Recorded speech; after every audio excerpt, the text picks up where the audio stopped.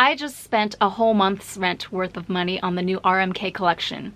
Let's get into it. Hi everyone, welcome back to my channel. This is your friendly neighborhood Slytherin Ren. As you can tell by the title, today's video is going to be a haul video of the new RMK Autumn Winter 2020 collection. Now the theme of this collection is Ukiyo Modern.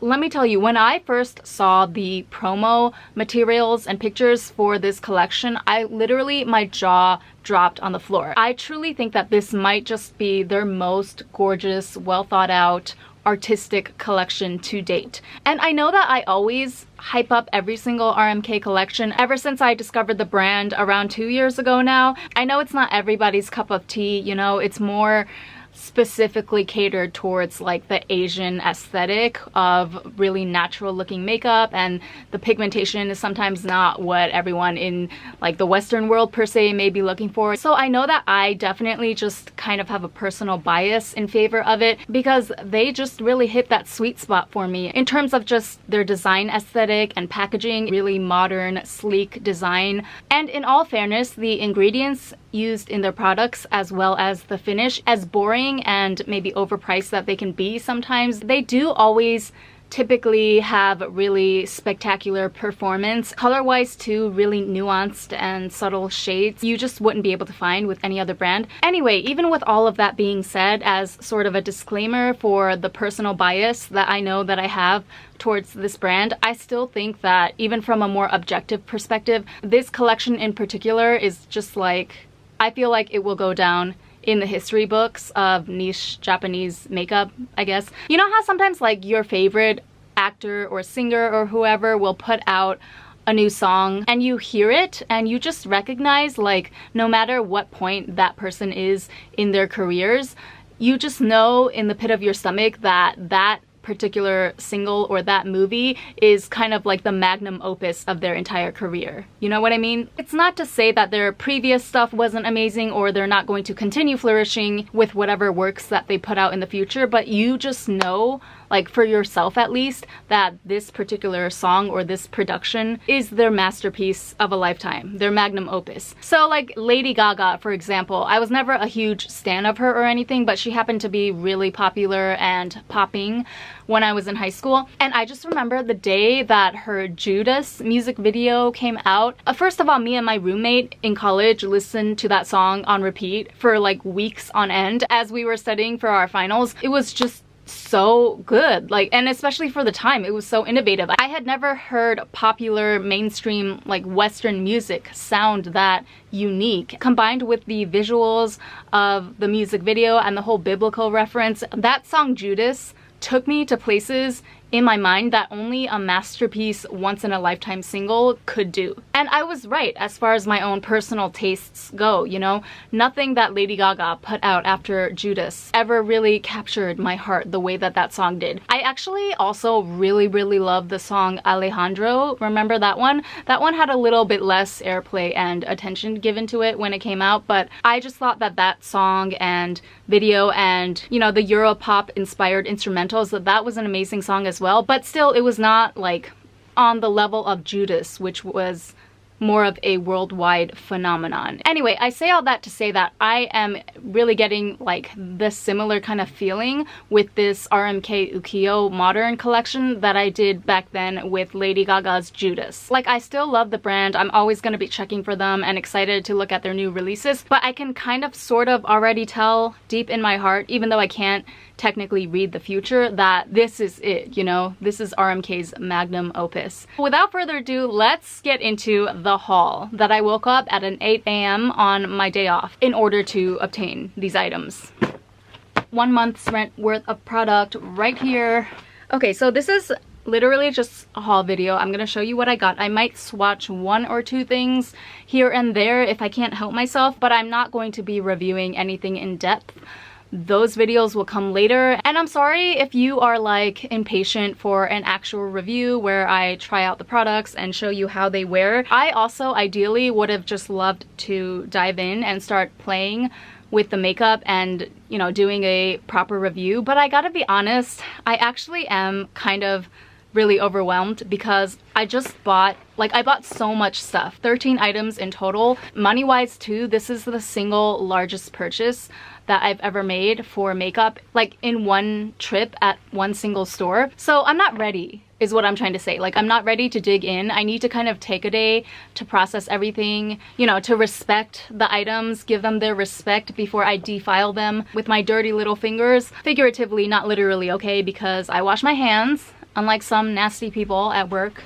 Yeah, I see them after they go to the bathroom. First off, I purchased all 5 eyeshadow palettes. 2 of them are limited edition color schemes that are available only at Isetan, which is the department store that I was at for the launch. And then the other 3 are going to be available all over the country in August. Yeah, this entire collection is actually not even going to release around the whole country until August. I don't know, it seems like kind of a large gap to me, but Tokyo gets first dibs in June apparently.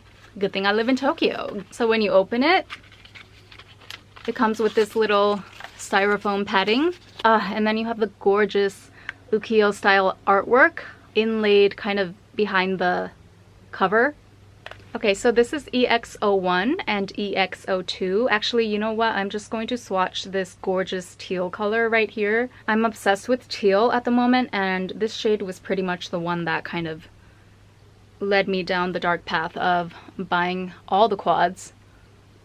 Kind of sheer watercolory effect, but like an even wash, you know, which is always the most important thing for me personally. I look for evenness, even more so than super intense pigmentation, because sometimes you don't always want that. Oh yeah, and they have names too, which I totally forgot to read. So EX01 is called Itabashi Juku, and EX02, I cannot read these characters, something something Shinjuku. All of the names are kind of inspired from the Edo period, so I might not necessarily be able to read all of them. Alright, then we have the regular lineup of 3 quads. This is 01 Shinagawa Juku.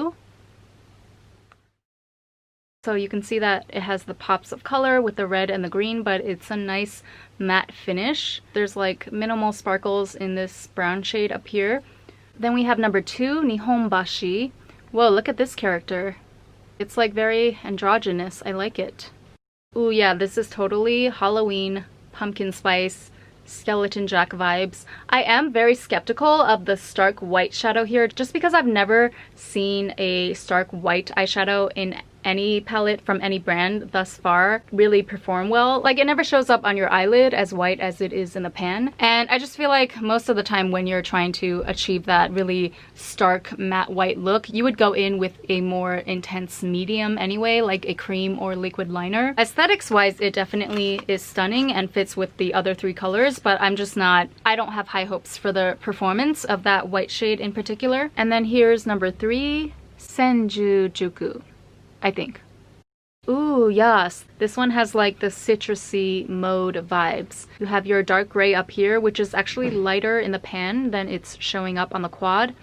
And yeah, I can't wait to play with this lime green and yellow right here. That should be really fun. And of course, a nice little base flesh-toned shade. I should have probably explained this in the beginning, but I felt like I was kind of rambling on for a little too long, so I wanted to just get right into the products first. But as you can tell, the whole like design aesthetic for this collection is pretty much centered around this really beautiful red lacquer. Another reason why I never stood a chance against this collection, okay? You all know that a deep, rich red like this is my jam. I mean, I painted my nails especially for this video, so say what you will about me and my channel, but you can't say that that's not dedication. So yeah, basically the color red plays a really significant role in the Edo period of Japan. Yeah, basically the makeup of the time only consisted of white, black, and red, those 3 colors. So that's why red is so important, because it was the bright pop of color amongst those 3. I don't know how I forgot to say that while filming, but there you go. Which is where the concept of Ukiyo comes from, as well as the woodblock paintings that we know as ukiyo-e. So e means painting, and ukiyo actually directly translates to the floating world, which was a term that was used to basically describe, like, it's kind of akin to, I guess, what we would think of as the entertainment world today. Hollywood, the entertainment industry, the music industry, things like that. The Edo period in Japan signified a turning point and a movement towards modernization. And along with that, there was birthed this new culture of celebrity and entertainment that wasn't really present in the time periods leading up to the Edo period. So that's what ukiyo, or the floating world, refers to. And that's why you see that the subjects of a lot of ukiyo-e, they feature a lot of like characters from that era, which would be on par to what we consider as our modern day celebrities. So this would be like often portraits of beautiful women that were renowned throughout the country for their beauty, famous sumo wrestlers, sometimes even porn, things like that. So you can see with this makeup collection by RMK that they're combining that traditional style of ukiyo-e woodblock print paintings, and they're adding a modern twist to it. So for example, this drawing right here, this would be the artist's modern take of a bijinga, or a portrait of a beautiful woman from the Edo period, except you can also see that she has some modern day accessories thrown in there, like her sunglasses, and she's holding a cell phone. So it's actually a really cool and well executed concept, in my opinion. Alright, let me hurry up and show you the rest of what I bought. So I got 2 of the Timeless Matte Effect lip lacquers. All 3 shades were variations of red because, again, that's kind of the theme here, but I felt that number 1 was a little too bright and neon looking for me, so I just went with number 2 and 3. You know what? I am just going to put on number 3 right now because I cannot help myself. This is not RMK on my lips right now. This is actually an Opera lip tint, but we're just gonna pat that off. I'm not wiping it off completely because I'm just going over with another red shade, so it's gonna match.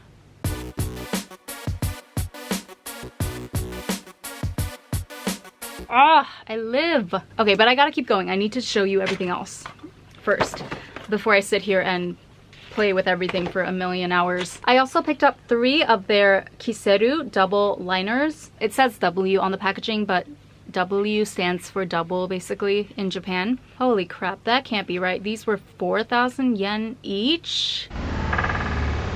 Okay, but once you see this design, you're going to understand why it's worth it. Look at that. Like, what? RMK, you need to stop coming for my wallet. My designated tax payments account, okay? That I set aside money to pay my taxes with. That's not cool. But anyway, back to the liners. So as the name suggests, this is a double-tipped pen. On one side you have a lip liner, and then on the other side you have an eyeshadow, actually, which is really interesting. Now, I'm not expecting too much from the eyeshadow end, actually, in terms of performance. There's actually a lot of eyeshadows that come in this form in the Japanese drugstore as well. Usually it comes as the other end of an eyebrow pencil, so you would have the eyebrow pencil on this side, and then on the other side you would have brown powder or something for you to go over the pencil with. But I actually do think that it's really genius to do this with an eyeshadow and a lip liner, because that way you can kind of cover like 2 really essential areas on your face in one pen. Not to mention that the format is also really easy to carry around with you and do your makeup on the go. You know, those mornings when you just casually are doing your makeup on a moving train on your way to work because you hit snooze like 10 times.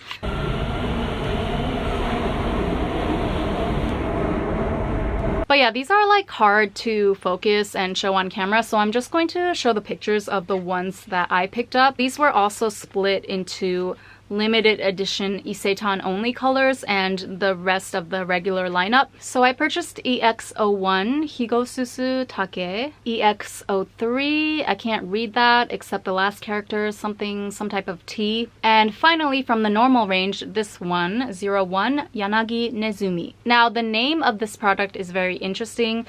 In and of itself, it's called Kiseru double liner. So Kiseru, if you didn't know, which I didn't until I googled it, Kiseru is actually the name of a smoking pipe that they used to use in the Edo period. Again, if you couldn't tell, this whole collection is inspired by things from the Edo period. Yeah, and according to Wikipedia, there were like gangster samurais who carried like larger, longer, more elaborate kiseru and sometimes used it as weapons because, you know, that gangster samurai life, I guess. Also, why am I so sure sure that all the samurai back then were probably engaging in kiseru measuring competitions on the daily, much like today, because, you know, I really don't think that men have changed that much through the ages. But either way, I really love that inspiration for this design. I love that they took such a traditionally masculine thing like a smoking pipe and turned it into something feminine in the form of a beautiful makeup product. I mean, do I love it? Like 4,000 yen a pop? Love it?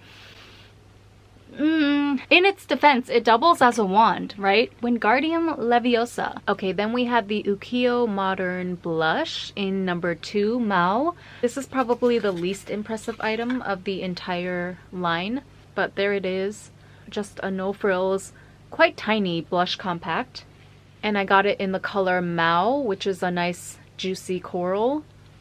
There were only 2 colors, red and coral, as usual, and I picked the coral just because it's more versatile. Alright, and then finally I purchased 2 face products, or 2 complexion products, which I'm so...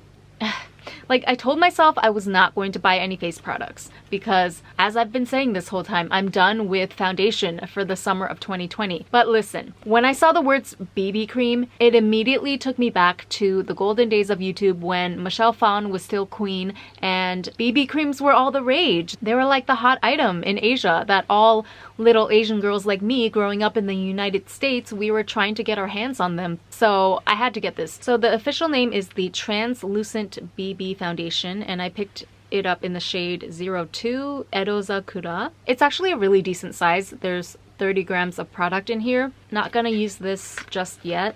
And then since I got the BB cream, of course I had to pick up the accompanying translucent powder in, again, 02 Edozakura. This packaging really has me gagging over here. Like, it needs to stop. But here's what that looks like. It's kind of washing out on camera, but it's like a very shimmery pearlescent pink. And then the other shade was just like a classic white translucent powder. 5,000 yen for this powder alone. Okay, so it says on the RMK website that if you are one of the first people to purchase anything from this new Ukio Modern collection, if you spend above a certain amount, you can get one of 3 special gifts while quantities last, of course. And guess what, you guys? The boy that was helping me, the little beauty boy, he gave me all 3. What? I mean, bruh, I did spend 67,000 yen in one take. So I better be walking out this bitch with some freebies. I'm just gonna choose to believe that he decided to give me 3 because he thought I was cute. Which, by the way, why did they put me with the one K-pop looking boy with blonde hair while everyone else was given, like, you know, regular female beauty assistants with regular hair and clothes? Is it because I showed up looking like this, snatched for the gods? No, seriously though, I took this launch day very, very seriously, okay? I woke up early, did my makeup and hair, because I'm not about to be outshined out in these streets by any other Tokyo fashionistas on the bleeding edge of new trends in fashion and makeup, okay? No siree, not this Leo Snake Slytherin, And then I show up at the actual pop-up shop and the 2 girls in front of me are wearing Crocs, and I'm just standing over there in my Vivienne Westwood heels like, yeah, really?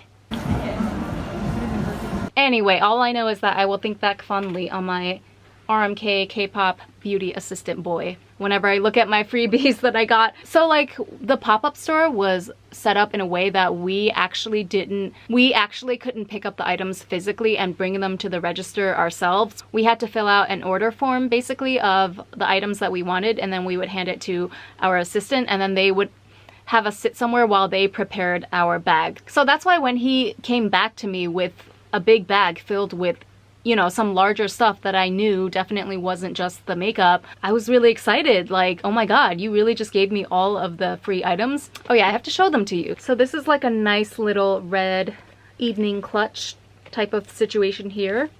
A very classy. Ooh, there's a mirror in here. Great, so you can check your lipstick or whatever while you're living it up at the opera.